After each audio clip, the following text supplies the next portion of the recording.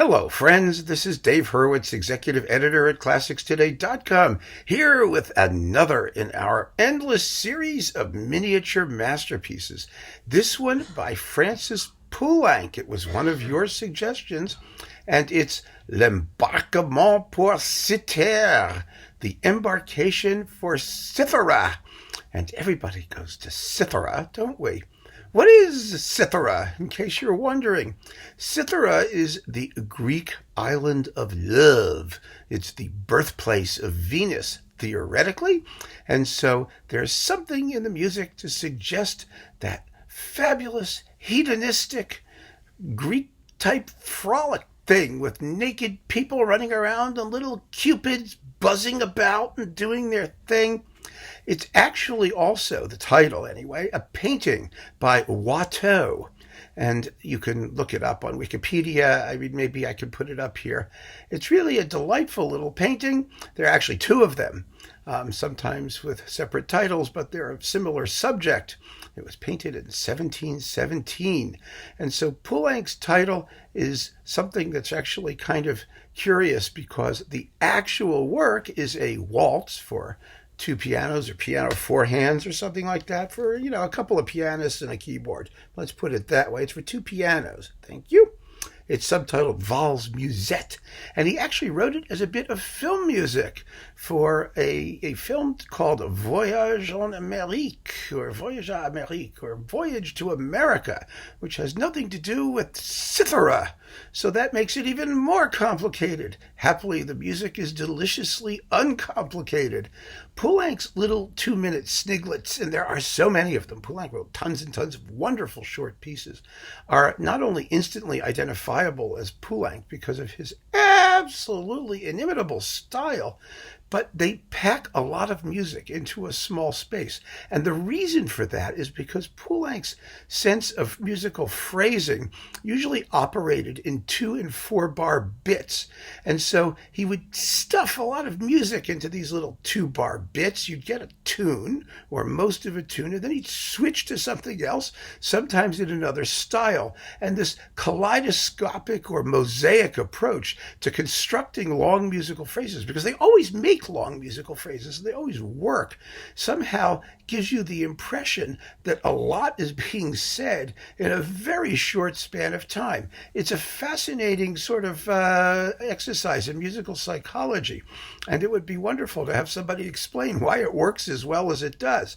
But it does. And so here, let's see who's doing this. This is the marvelous Naxos recording of the complete Poulenc chamber music.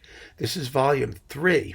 And it's played by, let's see who's playing, Alexandre Tarot and Francois Chaplin. Yes, is that who they are? Yes, it looks like they are, doing L'Embarquement pour Cythère.